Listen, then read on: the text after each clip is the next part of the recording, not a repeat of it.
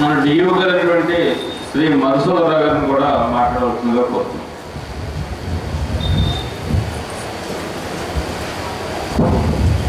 సభకు నమస్కారం.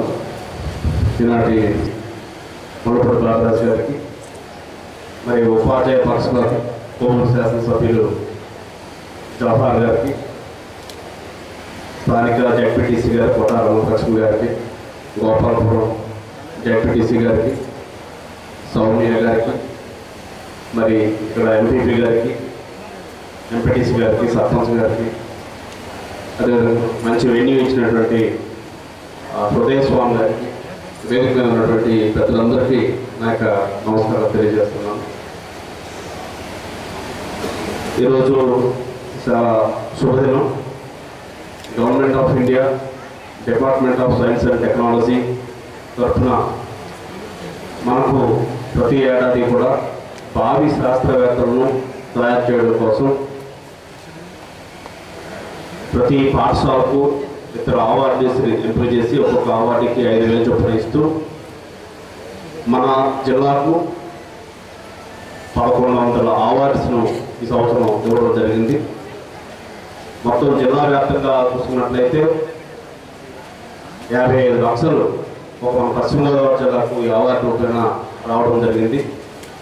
ఇంత పెద్ద మొత్తంలో ఒక జిల్లాకు ఎక్కువ అవార్డులు గెలుచుకున్నటువంటి జిల్లా కూడా మందే పశ్చిమ గోదావరి అని చెప్పేసి చెప్పడానికి నేను సంతోషిస్తూ ఉన్నాను. అదేవిధంగా పోయిన ఎగ్జిబిషన్స్లో పార్టిసిపేట్ చేయని వాళ్ళని కూడా ఈ ఏడాది ఇక్కడ పార్టిసిపేట్ చేయమని చెప్పడం కూడా జరుగుతుంది. వారు కూడా పార్టిసిపేట్ చేస్తున్నారు. ఈ కార్యక్రమం యొక్క ఇన్స్పైర్ స్కీమ్ యొక్క ముఖ్యమైన ఉద్దేశం ఒకటే, ఏంటంటే భావి శాస్త్రవేత్తలను తయారు చేయడమే దీని యొక్క ముఖ్యమైనటువంటి ఉద్దేశం. భావి శాస్త్రవేత్తలు గతంలో ఈ గతానికి ఇప్పటికీ చూసుకున్నట్లయితే సైన్స్ ఎంతగానో అభివృద్ధి చెందింది. ఒకప్పుడు మనం ఒక ప్రాంతం నుంచి మరొక ప్రాంతానికి వెళ్ళాలంటే కాలినడకన వెళ్ళడం తప్ప వేరే మార్గం లేనటువంటి ప్రత్యామ్నాయం లేదు. ఒక ప్రదేశం నుంచి మరొక ప్రదేశానికి వెళ్ళాలంటే, ఇక్కడి నుంచి ఏలూరు వెళ్ళాలంటే సుమారుగా ఒక రోజు నడిచి వెళ్ళేవారేమో. ఇంకా విజయవాడ వెళ్ళాలంటే ఒక 2 రోజులు నడిచేవారు. అదే హైదరాబాద్ వెళ్ళాలంటే అంతా నడిచి మాత్రమే వెళ్ళేటువంటి పరిస్థితి. ఇంకా కాశీకి అయితే సామెత ఉంది. ఏముందంటే కాశీకి వెళ్ళాలి ఇంకా తిరిగి రారు అనేటువంటి సామెత కూడా ఉంది. అంటే సైన్స్ రాకముందు, సైన్స్ వచ్చిన తర్వాత ఎప్పుడైతే ముందు మనిషి అదేవిధంగా పరువుల్ని కూడా ఒక ప్రాంతం నుంచి మరో ప్రాంతానికి తీసుకెళ్ళాలంటే మోసుకుని వెళ్ళేటువంటి పరిస్థితి, భుజాల మీద లేకపోతే నెత్తి మీద తల మీద పెట్టిన పరిస్థితి. ఆ తర్వాత ఆ క్రమంలో కొంచెం ఆ బండరాళ్ళని షేప్ చేసి దొర్లించే పద్ధతి నేర్చుకున్నాడు మనిషి. తను మోయకుండా జస్ట్ కొంచెం పుషింగ్ ఇస్తే అది దొరికిపోయి మనం అనుకున్న ప్రదేశానికి వెళ్ళే విధంగా తయారు చేయడం జరిగింది. ఆ తర్వాత ఆ షేప్ తర్వాత చక్రాన్ని కనిపెట్టాడు మనిషి. చక్రం కనిపెట్టిన తర్వాత ఈ వేళ మనం అనుకున్నటువంటి ప్రపంచం, ఈ వేళ ఏ క్షణం నుంచి ఏ క్షణంకి వెళ్ళాలన్నా మనం వితిన్ గంటల్లో వెళ్ళిపోతా ఉన్నాం, ఢిల్లీ వెళ్ళిపోతా ఉన్నాం. చక్రం కనిపెట్టిన తర్వాత మనిషి యొక్క జీవన విధానం టోటల్గా మారిపోయింది. ఎక్కడి నుంచి ఎక్కడికి సరుకు తీసుకెళ్లాలన్నా చాలా వేగంగా తీసుకెళ్ళగలుగుతూ ఉన్నాం. అదేవిధంగా గతంలో అనేకమైనటువంటి వ్యాధులు, మసూచి కానీ లేకపోతే ప్లేగు కానీ విజృంభించి ఒక్కొక్కసారి కొన్ని వేల మంది చనిపోయేవారు. అయితే మనిషి సైన్స్ ద్వారా అనేకమైనటువంటి ప్రయోగాలు చేసి శాస్త్రవేత్తలు రాత్రింబవళ్ళు కష్టించి పనిచేసి మసూచిని అదే ప్లేగును కంప్లీట్గా నిర్మూలించగలిగారంటే కేవలం సైన్స్ పరిశోధన ద్వారా మాత్రమే అని చెప్పేసి నేను తెలియజేస్తున్నాను. ఈవేళ శాస్త్రవేత్తలు అనుకున్నటువంటి వాళ్ళు ఒకరోజు మనలాగా వాళ్ళు కూడా చిన్నపిల్లలే, ఒకరోజు మనలాగా ఎలిమెంటరీ స్కూల్లో చదువుకున్నటువంటి వాళ్ళే. ఈవేళ మనం గురుత్వాకర్షణ కోసం చెప్పుకున్నటువంటి ఐజాక్ న్యూటన్ గారు ఒకనాడు ఆయన చెట్టు కింద కూర్చుని ఉన్నప్పుడు పరిస్థితుల్లో ఒక యాపిల్ పండు కింద పడటం, అక్కడ మొదలైంది తార్కిక ఆలోచన. తార్కిక యాపిల్ పండు కిందకే ఎందుకు పడింది? మనం చాలాసార్లు తిన్నాం పండు, మన అందరం జీవితంలో చూస్తూనే ఉన్నాం. ఐజాక్ న్యూటన్కి ఆలోచన వచ్చింది, యాపిల్ పండు కిందకే ఎందుకు పడింది, పైకి ఎందుకు వెళ్ళలేదు, పైనుంచి కదా అనేటువంటి ఆలోచించాడు. ఓహో, మనం ఒక రాయి పైకి చూశాడు. చూసిన తర్వాత ఆ రాయి కూడా మళ్ళీ కిందకే పడుతుంది, అదే నేను పైకి వెళ్తే కింద పడుతుంది అని ఆలోచించాడు. ఓహో, భూమికి ఆకర్షణ శక్తి ఉంది, భూమి తన వైపుకు వస్తువుల్ని లాక్కుంటా ఉంది, మనం ఎంత వేగంతో వేస్తుంటే మనం అంతే వేగంతో కిందకి లాక్కుంటుంది అని చెప్పేసి ప్రపంచ ప్రఖ్యాతిగాంచినటువంటి గురుత్వాకర్షణ సిద్ధాంతాన్ని ఐజాక్ న్యూటన్ గారు కనిపెట్టుకునేటువంటి జరిగింది.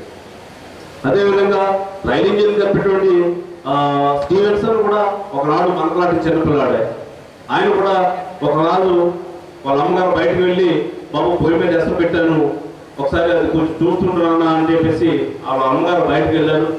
బయటకు వెళ్తే ఈయన చదువుకున్నాడు.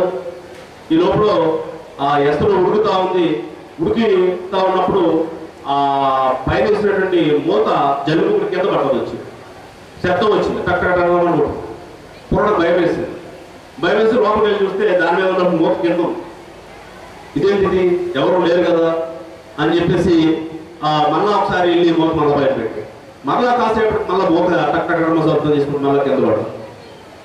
ఓహో, అంటే ఆవిరికి కూడా శక్తి ఉంది అని చెప్పేసి ఆ ఒక చిన్న సూత్రం ఆధారంగా స్టీవెన్సన్ గారు రైల్ ఇంజిన్ కనిపెట్టడానికి సూత్రం.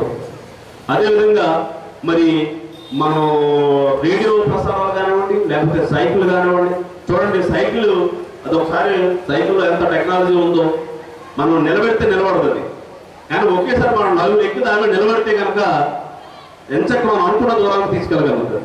That is science. అంటే ఆ గరినాభ స్థానంలో కరెక్ట్గా వస్తువు నిలబెట్టినప్పుడు అది ఎంత దూరమైనా సరే పడిపోకుండా ప్రయాణం చేయగలుగుతుంది అనేటువంటి సూత్రం అందులో.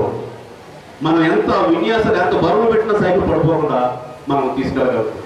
అదే స్టాండ్ లేకుండా నిలబడదు, అది సైన్స్. మరి ఇన్ని విజయాలు సాధిస్తున్నాం మనం. మరి చాలా ఇప్పుడు మన భారతదేశంలోనే పుట్టినటువంటి అనేక మంది శాస్త్రవేత్తలు చారిత్రక పూర్వయుగంలో కూడా ప్రాచీన వైద్య శాస్త్రాన్ని అభివృద్ధి చేసినటువంటి చరకుడు మన దేశంలోనే పుట్టాడు. గుప్తుల కాలంలో ఆయన వైద్య రీతులు అభివృద్ధి చేశాడు. అది సుశ్రుతుడు ఆ రోజుల్లోనే శస్త్రశక్తులు నిర్వహించాడు, సుశ్రుతుడు గుప్తుల కాలంలో.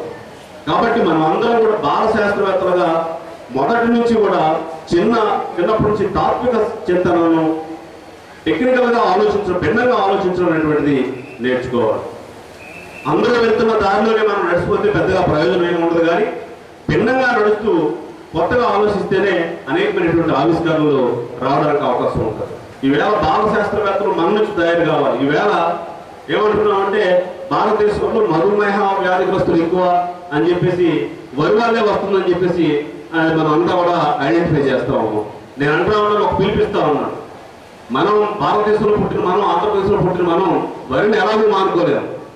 ఇంకా కొత్తగా ఆలోచించి షుగర్ రాకుండా చేస్తే బియ్యాన్ని తయారు చేస్తే, ఆ విధంగా పరిశోధన చేస్తే మనందరం కూడా మరింత ఆరోగ్యకరమైనటువంటి భారతదేశాన్ని తయారు చేయడం కోసం ప్రయత్నం చేయాల్సినటువంటి అవసరం.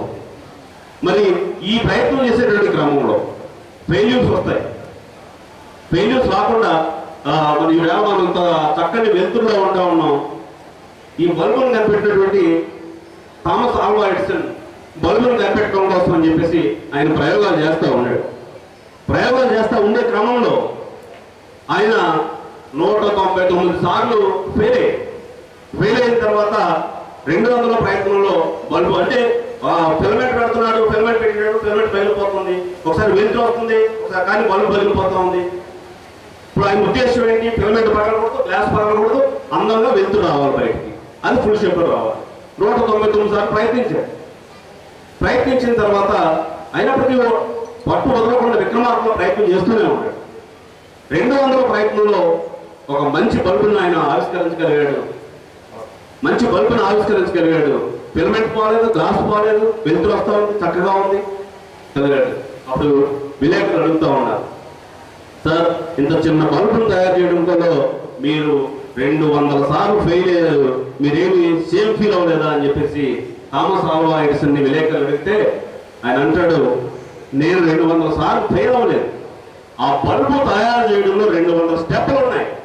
ఆ స్టెప్ బై స్టెప్ చేయడానికి ఆ 199 స్టెప్లు చేయాల్సి వచ్చినప్పుడు నేను ఫెయిల్ అవ్వలేదని చెప్పాను. కాబట్టి ఎక్కడైతే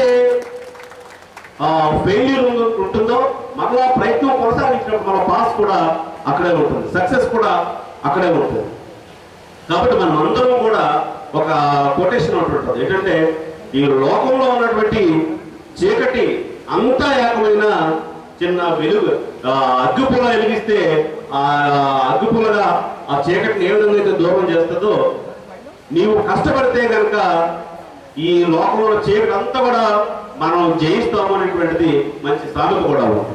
కాబట్టి విద్యార్థి దశ నుంచి మీరు చిన్నప్పటి నుంచి కూడా సైన్స్ పరంగా ఆలోచించాలి, భిన్న ఆవిష్కారాలు కనిపెట్టడానికి ప్రయత్నం చేయాలి. అప్పుడు మాత్రమే ఇవాళ అభివృద్ధికి అంతవరకు ఏమీ లేదు. అదేవిధంగా టెక్నాలజీకి కూడా లిమిట్స్ ఏమీ లేవు. ప్రతి నిత్యం కూడా అభివృద్ధి జరుగుతూనే ఉంది. There is no limits to development. At the same time technology also.